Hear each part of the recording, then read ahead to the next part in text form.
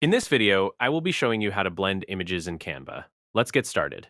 First, I head to the Canva homepage and click the Create a Design button in the top left corner. From the drop-down options, I choose YouTube Thumbnail to open up a fresh, blank canvas in the editor. Once the workspace loads, I navigate over to the left sidebar and select Elements.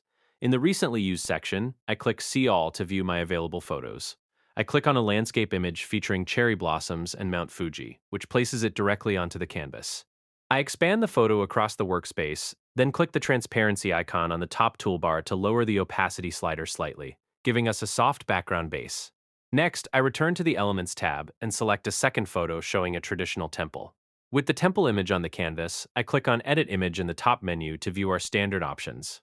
To achieve a seamless blend, I head over to the left sidebar and click on Apps. In the search box, I type in Image Blender and select the Image Blender app. Inside the app, I choose the Fade option. I test out the linear fade first, then select the radial fade tool.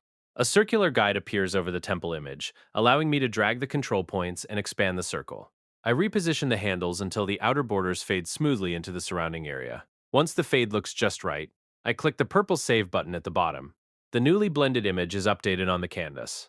I adjust its size and drag it into position so it aligns nicely with our cherry blossom background. Finally, I click the transparency icon on the top toolbar one more time and fine-tune the slider to balance the visibility and give the two pictures a cohesive, layered look.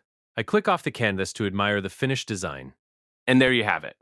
That's the complete process of how to blend image in Canva.